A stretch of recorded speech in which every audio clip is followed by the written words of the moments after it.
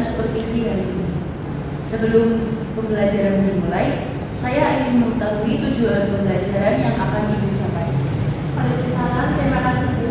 Hari ini saya akan mengajarkan materi tentang puasa kepada siswa kelas 7. Tujuan pembelajarannya agar siswa dapat menjelaskan pengertian puasa, rukun puasa, syarat puasa, dan hal-hal yang membatalkan puasa dengan benar. Baik, metode apa yang akan Ibu gunakan?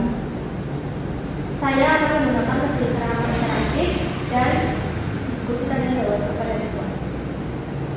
Bagus. Apakah ada media pembelajaran yang akan digunakan? Ya Bu, saya akan menggunakan PowerPoint untuk membantu pemahaman siswa. Baik, silakan laksanakan pembelajaran seperti biasa. Saya hanya mengamati proses pembelajaran dan tidak akan mengganggu jalannya kegiatan belajar mengajar. Ini ada lembar penilaian untuk pembelajaran hari ini. Ada beberapa aspek yang akan dinilai. Yang pertama ada persiapan pembelajaran, penguasaan materi, metode pembelajaran, pengelolaan kelas, penggunaan media pembelajaran, interaksi guru dan peserta didik, penilaian dan evaluasi, disiplin dan profesionalisme, komunikasi, serta penutupan pembelajaran. Nanti di akhir pembelajaran saya juga akan melakukan evaluasi. Seperti itu. Assalamualaikum warahmatullahi wabarakatuh. Waalaikumsalam warahmatullahi wabarakatuh. Bagaimana kabar kalian hari ini? Alhamdulillah sehat. Alhamdulillah. Sebelum mulai pembelajaran, mari kita berdoa terlebih dahulu ya. Berdoa dimulai. Ya sudah. Nah, di sini Ibu mau tanya ya, siapa yang pernah melakukan puasa Ramadan? Saya. Ya, bagus sekali. Hari ini kita akan mempelajari tentang rukun puasa, syarat puasa, dan hal-hal yang membatalkan puasa. Ya, judulnya tentang puasa bentuk karakter baik. Oke, selanjutnya pengertian puasa. Ada yang tahu nggak puasa itu apa? Coba saja. Puasa itu artinya berarti menahan diri. Nah, dari apa? Lapar dan haus. Ya, bagus. Namun puasa itu tidak hanya menahan lapar dan haus ya. Puasa itu juga menahan diri dari makan, minum, dan hal-hal yang membatalkan puasa. Dari terbitnya fajar sampai terbenamnya matahari. Nah, kalau pengertian puasa itu ada secara bahasa dan istilah. Kalau secara bahasa itu artinya menahan diri.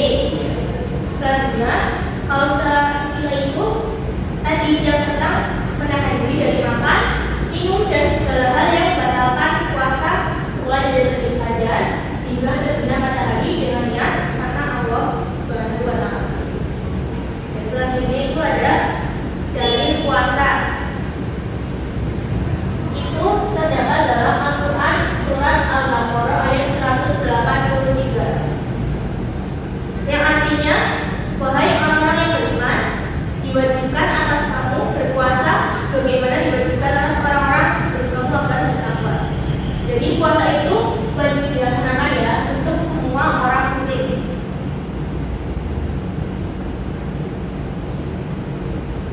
Selanjutnya, syarat sah puasa itu ada 5 macam.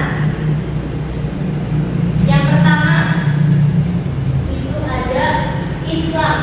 Jadi orang Islam itu wajib melaksanakan puasa. Selanjutnya yang kedua yaitu berakal. Berarti tidak dalam keadaan gila atau stres ya. Dan yang ketiga suci dari haid dan nifas.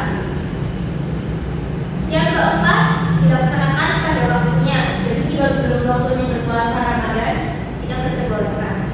Selanjutnya yang kelima yaitu umayis.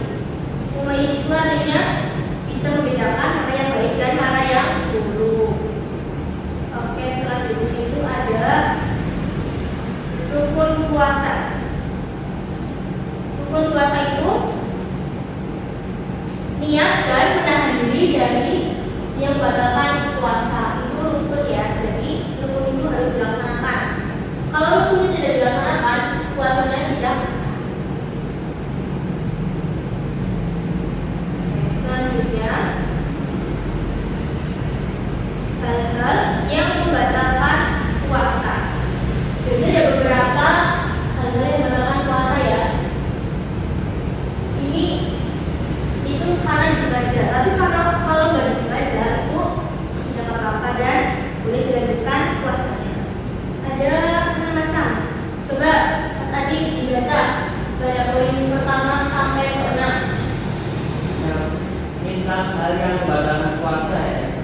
makan dengan sengaja, minum dengan sengaja, muntah dengan sengaja, keluar mani dengan sengaja, haid dan nifas, murtad atau keluar dari Islam. Ya, jadi itu ada 6 poin tentang hal-hal yang membatalkan puasa. Yang pertama itu makan dengan sengaja, itu otomatis ya. Apalagi kalau misal lagi puasa terus ke warung minum es itu nggak boleh, atau berjalan itu. Makan dan minum dengan sengaja berarti membatalkan ya. Yang ketiga muntah dengan sengaja, kecuali sedang berjalan jauh misalnya, terus muntah itu nggak apa-apa. Selanjutnya keluar mani dengan sengaja itu dibatalkan. Yang kelima haid dan nifas. Misalnya pada siang hari tiba-tiba haidnya keluar, itu berarti puasanya harus dibatalkan. Jadi tidak boleh dilanjutkan puasanya. Selanjutnya yang lain itu bulan atau keluar dari Islam, ini otomatis yang membatalkan ya. Oke, selanjutnya ada sunah puasa, yaitu sahur dan menyegerakan berbuka. Jadi sunnah itu yang jika dikerjakan kita mendapatkan pahala, dan jika tidak dikerjakan pun tidak akan mendapatkan dosa. Itu sunnah ya. Sahur dan menyegerakan berbuka. Biasanya Mas Adib sahur jam berapa? Puasa Jam 4. Bagus ya. Dan menyegerakan berbuka. Jadi tidak menunda berbuka puasa ya. Itu termasuk sunnahnya puasa. Selanjutnya ada hikmah puasa. Ini ada 6 ya, 6 hikmah puasa. Yang pertama disiplin, yaitu ketika tidak puasa itu akan melatih kita bisa mengatur waktu. Contohnya saat bangun jam 4 sahur itu kan kita otomatis akan melaksanakan sholat subuh. Sekaligus jadinya kita tetap disiplin ya. Yang kedua itu kesadaran, itu menahan lapar dan itu termasuk menahan sabar. Terus yang ketiga kejujuran. Jadi ketika puasa kita nggak boleh berbohong, itu termasuk dosa. Yang keempat tanggung jawab. Yang kelima peduli kepada sesama. Ini contohnya peduli kepada sesama apa saja contohnya di puasa, di puasa. Contohnya bisa berbuat baik kepada teman, orang lain, orang tua. Ya misalnya bantu orang tua di rumah ataupun berbagi takjil ya biasanya ketika bulan Ramadan itu. Apalagi kalau misalnya di sekolah ada kegiatan pesantren Ramadan, biasanya kan ada itu yang buka puasa bersama, sama guru, sama teman, itu akan menumbuhkan rasa persahabatan atau silaturahminya akan bersambung. Selanjutnya yaitu ada berpuasa, yaitu menjaga ucapan dan perbuatan. Jadi ketika puasa itu bukan hanya sekedar menahan lapar dan minum, tapi juga menahan atau menjaga ucapan dan perbuatan dari perkataan yang buruk. Jadi tidak boleh berkata kasar ketika sedang berpuasa. Oke, selanjutnya ada manfaat puasa, yaitu menyehatkan tubuh dan hati. Jadi ketika puasa itu kita tidak akan merasakan sakit ya, malahan kita itu akan menjadi sehat tubuhnya dan hatinya. Itu untuk kalau untuk menyehatkan hati, karena puasa itu kan berarti menyucikan diri ya. Karena setelah puasa itu kan bulan Idul Fitri, itu kan berarti menyucikan diri, seperti lahir dari bagi kalau saat fitnah ya. Selanjutnya ada puasa membentuk karakter. Ini berarti sengaja yang tadi ya, kayak hikmahnya. Tapi ini puasa membentuk karakter. Jadi kalau berpuasa kita itu akan menjadi manusia yang disiplin, sabar dan bertanggung jawab. Oke, itu materi yang dapat Ibu sampaikan. Apakah ada yang ditanyakan dari kalian? Atau sudah cukup? Sudah cukup. Oke, jadi hari ini kita telah mempelajari yang pertama itu pengambilan puasa tadi, terus rukunnya, syarat sahnya, terus hal-hal yang membatalkan.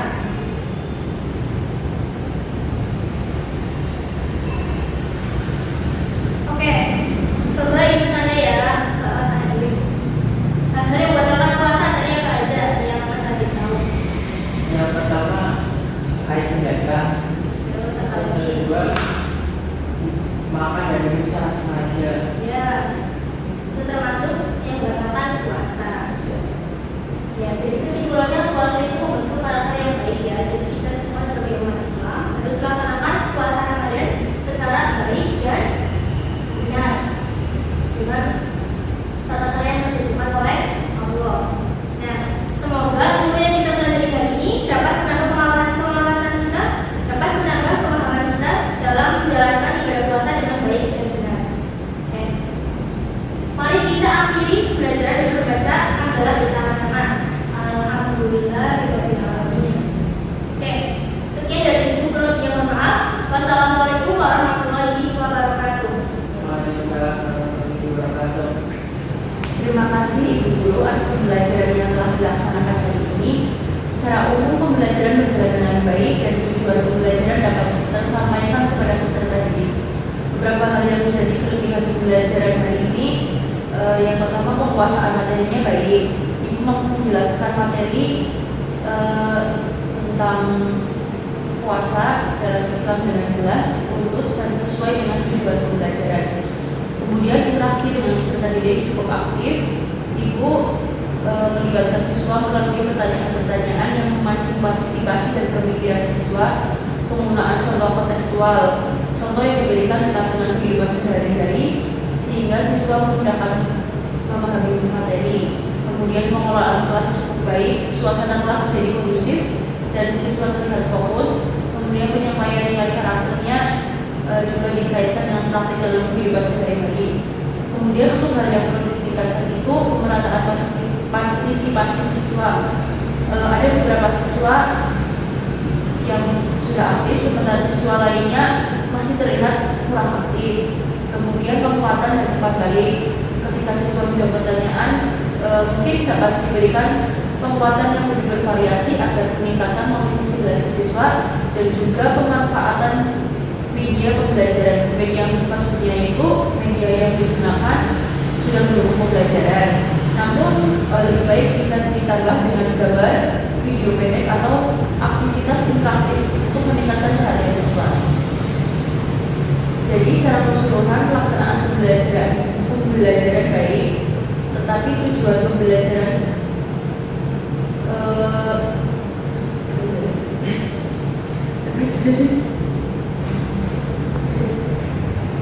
Jadi secara keseluruhan pelaksanaan pembelajaran baik, tujuan pembelajaran tercapai, materi tersampaikan dengan jelas dan suasana belajar kondusif. Dengan beberapa perbaikan pada aspek keterlibatan siswa dan variasi metode pembelajaran, kualitas pembelajaran akan menjadi lebih optimal. Terima kasih atas kerjasama Ibu dalam mempersiapkan dan melaksanakan pembelajaran. Semoga masukan ini dapat menjadi bahan refleksi untuk meningkatkan kualitas pembelajaran ke depan. Terima kasih. Assalamualaikum Pak Guru, terima kasih telah bersedia mengikuti kegiatan provisi pada hari ini. Sebelum pelajaran dimulai, saya ingin mengetahui tujuan pembelajaran yang akan dapat capai.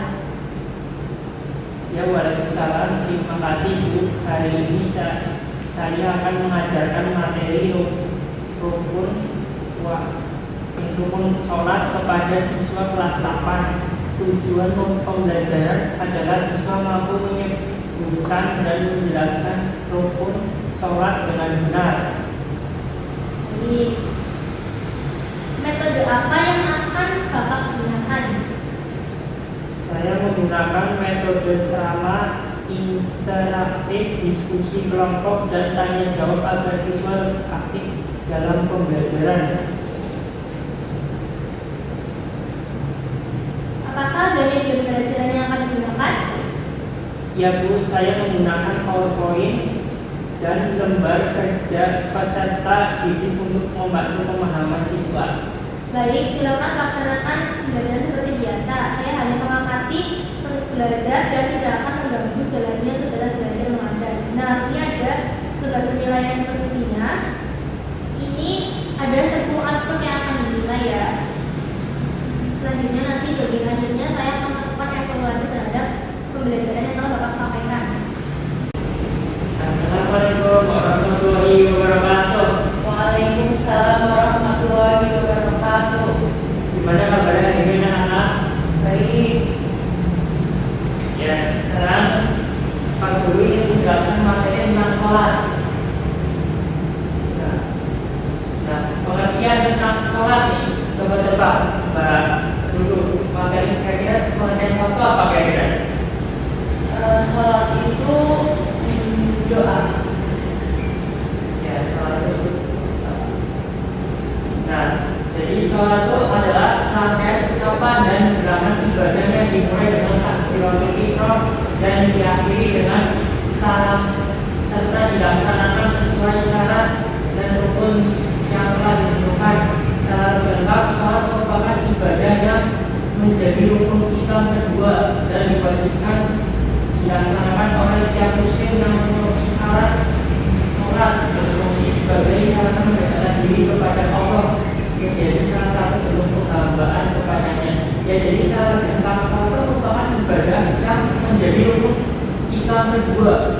dan dilaksanakan oleh setiap muslim yang memenuhi syarat. Nah, ya, karena kan kalau yang rukun Islam pertama itu kan apa ya? Coba tebak apa rukun Islam pertama? Syahadat. Ya, nah terus tujuan sholat dalam Islam adalah tujuan utama sholat adalah beribadah kepada Allah Subhanahu wa Ta'ala, meningkatkannya serta mendekatkan diri kepadanya. Hal ini ditegaskan dalam Quran surat Al-Kahf ayat 14. Dirikanlah sholat untuk mengingat aku. Beberapa tujuan sholat antara lain: satu, mengingatkan dan mendekatkan diri kepada Allah. Jadi sholat itu mengingat dan mendekatkan diri kepada Allah.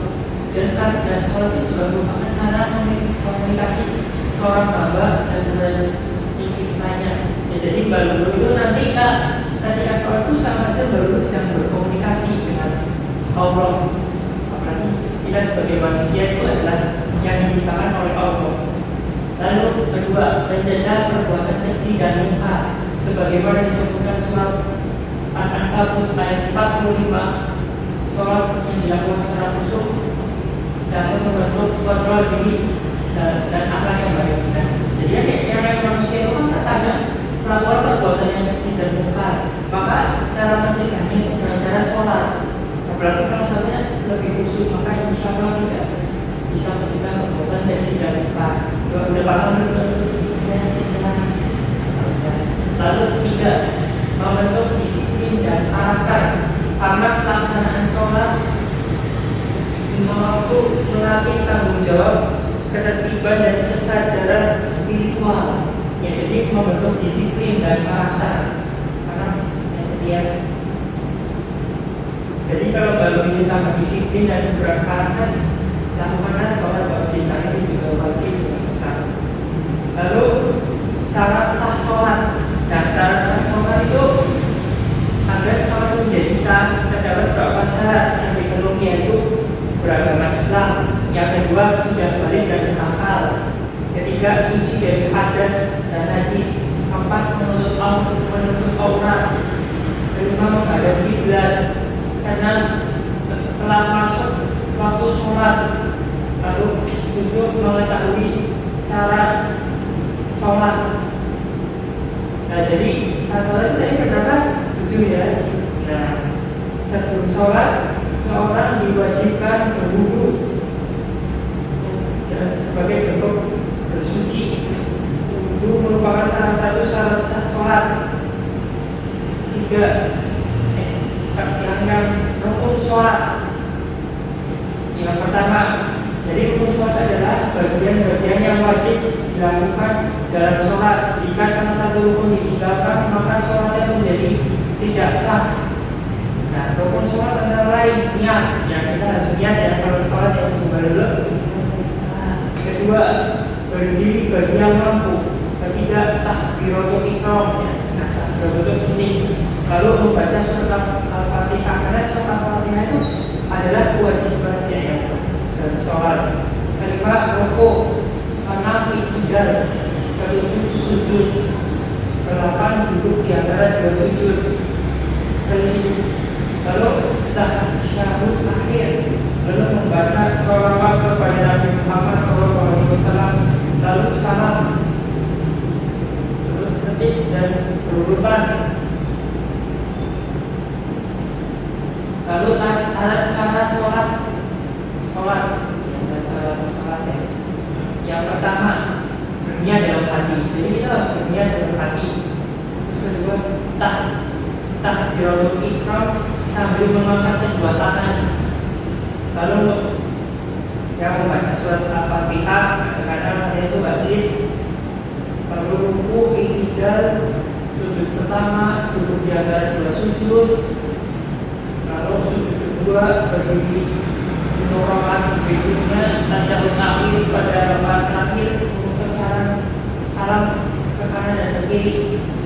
Lalu lima, melaksanakan sholat. Sholat memiliki banyak manfaat, antara lain mendekatkan diri kepada Allah. Ya, jadi yang saya mungkin yang awal saya jelasin, yang mendekatkan diri melatih kedisiplinan waktu ketika menenangkan hati dan pikiran, lalu membentuk akhlak yang baik, menjauhkan diri dari perbuatan yang buruk. Jadi harus sholat dan tidak berarti sholat yang wajib ya. Lalu kesimpulan tentang sholat. Sholat merupakan ibadah wajib yang menjadi rukun Islam kedua dan memiliki kedudukan penting sebagai tiang agama. Ya, memang Islam itu memiliki kedudukan penting dan sebagai tiang agama, karena yang pertama kali yang paling penting dari seorang yang beriman adalah sholat. Paham betul? Sholat bukan sekadar rangkaian gerakan dan bacaan, tetapi merupakan sarana seorang muslim untuk berkomunikasi, berdoa dan mendekatkan diri kepada Allah. Jadi cara mendekatkan diri kepada Allah ya. Lalu melalui pelaksanaan sholat yang dilakukan secara ikhlas dan khusyuk, seorang muslim dibimbing untuk membentuk kedisiplinan, meningkatkan ketakwaan, serta menjauhi perbuatan neraka dan mungkar. Perbuatan keji dan mungkar malah memberi ada kesalahan. Sholat juga menjadi amalan pertama yang akan dihisab pada hari kiamat. Dan penting, sholat itu adalah amalan pertama yang dihisab pada hari kiamat, sehingga memiliki peranan yang sangat penting dalam kehidupan seorang muslim. Ya, terima kasih ya atas penjelasan dari saya. Coba ada yang bertanya pada dulu. Nah, coba kira-kira amalan apa yang biasanya saya balik nanya ke Mbak Lulu, amalan apa yang ditanya di hari kiamat? Yang pertama itu sholat. Ya, jadi sholat pun wajib ya sebagai tiang agama ya. Ya, demikian dari saya. Mohon maaf jika ada kesalahan. Wassalamualaikum warahmatullahi wabarakatuh. Waalaikumsalam warahmatullahi wabarakatuh. Pak Guru atas pembelajaran yang telah dilaksanakan pada hari ini. Secara umum pembelajarannya berjalan dengan baik dan tujuan pembelajaran dapat tersampaikan kepada peserta didik. Selanjutnya ada beberapa kelebihannya untuk pembelajaran hari ini. Yang pertama, penguasaan materinya baik. Yang kedua, interaksi pada peserta didik cukup aktif ya, seperti pelibatan pertanyaan tadi kepada siswa. Yang ketiga, penggunaan contoh kontekstualnya. Yang keempat, pengelolaan kelas cukup baik. Dan ada hal yang perlu ditingkatkan ya. Yang pertama, pemerataan partisipasi siswa. Masih ada beberapa siswa yang kurang aktif. Yang kedua, penguatan dan umpan balik. Yang ketiga, pemanfaatan media pembelajaran, jadi tambah dengan video pembelajaran dia atau video pendek. Selanjutnya, untuk pembelajaran selanjutnya, saya menyarankan agar Bapak tetap mempertahankan penguasaan materi dan kemampuan berinteraksi dengan siswa. Selanjutnya, selain itu perlu meningkatkan keterlibatan seluruh peserta didik melalui metode yang lebih variatif. Dan ada dengan beberapa perbaikan pada aspek keterlibatan siswa dan variasi metode pembelajaran untuk kualitas pembelajaran agar menjadi lebih optimal. Seperti itu, Pak. Terima kasih atas kerjasama Bapak dalam mempersiapkan dan melaksanakan pembelajaran pada hari ini. Semoga masukan dari saya ini bisa menjadi bahan refleksi untuk meningkatkan kualitas pembelajaran ke depannya. Assalamualaikum Bu Guru. Terima kasih telah bersedia mengikuti kegiatan supervisi hari ini. Sebelum pembelajaran dimulai, saya ingin mengetahui tujuan pembelajaran yang akan Ibu capai. Waalaikumsalam, terima kasih Pak. Hari ini saya akan mengajarkan materi tentang kejujuran kepada siswa kelas 7. Tujuan pembelajarannya adalah agar siswa mampu dan memahami mengenai kejujuran dengan benar. Baik, metode apa yang akan Ibu gunakan? Saya menggunakan metode ceramah interaktif, diskusi kelompok, dan tanya jawab agar siswa lebih aktif dalam pembelajaran. Bagus. Apakah ada media pembelajaran yang akan digunakan? Ya Pak, saya menggunakan PowerPoint dan gambar kerja peserta didik untuk membantu pemahaman siswa. Baik, silakan melaksanakan pembelajaran seperti biasa. Saya hanya mengamati proses pembelajaran dan tidak akan mengganggu jalannya kegiatan belajar mengajar. Ini adalah lembaran penilaian ya tentang aspek yang akan saya nilai dan catatan supervisor, dan nanti akan saya nilai di akhir pembelajaran.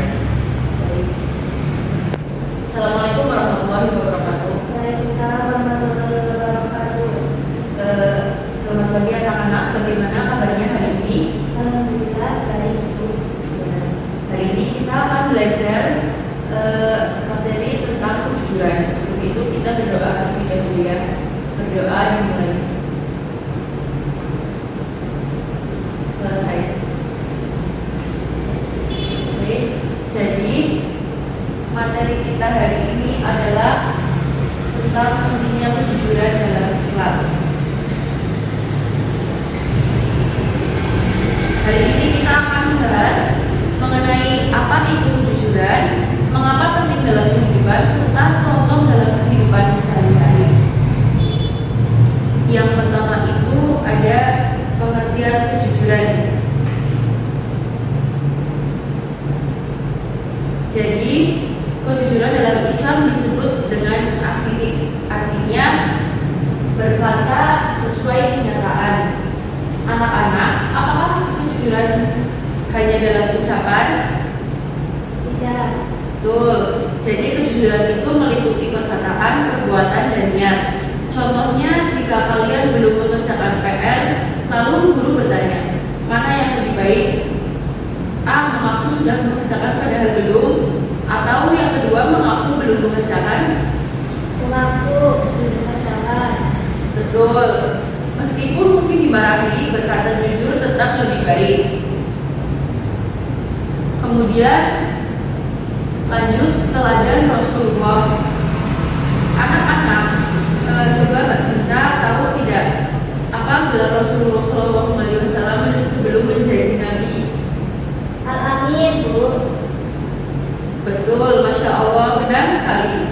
Jadi Al-Amin itu artinya adalah orang yang dapat dipercaya. Mengapa Rasulullah mendapat gelar tersebut? Karena beliau itu selalu berkata jujur.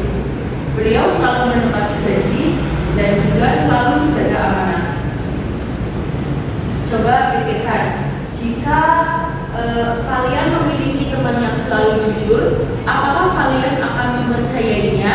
Percaya. Ya, jadi itulah manfaat kejujuran. Sampai sini ada yang ingin ditanyakan? Tidak, Bu. Ya, oke, mari kita lanjut ya. Kemudian dalil Al-Quran tentang kejujuran. Perhatikan ayat berikut. Ini adalah Al-Quran surat At-Taubah ayat 119. Coba dibacakan Mbak Sinta ayatnya. Bismillahirrahmanirrahim. Ya ayyuhalladzina amanu. Ya ayyuhalladzina amanu taqullaha wa qulu aku nggak bisa. Oke. Mari ikuti ya. Jadi Bismillahirrahmanirrahim. Ya ayyuhalladzina amanu taqullaha wa kunu ma'as-shadiqin. Jadi artinya, wahai orang-orang yang beriman, bertakwalah kepada Allah dan jadilah bersama orang-orang yang jujur. Menurut Mbak Sinta, apakah kejujuran itu penting dalam Islam? Penting. Ya, jadi kejujuran itu penting karena Allah sendiri memerintahkan kita untuk menjadi orang yang jujur.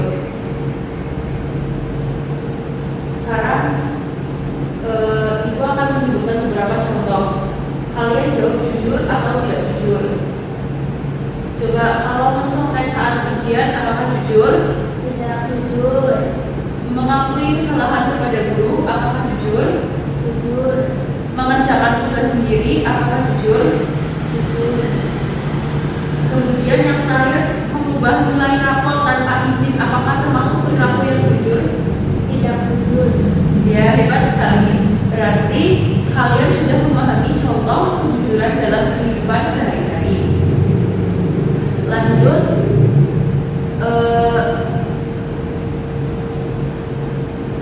manfaat kejujuran.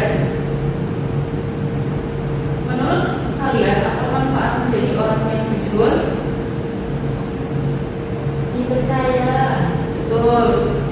Manfaat menjadi orang yang jujur adalah menjadi dipercaya oleh orang lain, hati menjadi tenang dan hidup berkah. Namun terkadang jujur itu tidak mudah. Ada yang jujur. Kemudian kita lanjut ke tantangan kejujuran. Tantangan kejujuran yang pertama adalah kadang terasa sulit.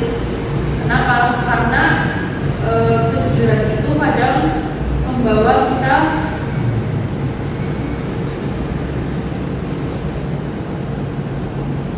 takut dimarahi mungkin, atau takut dikucilkan.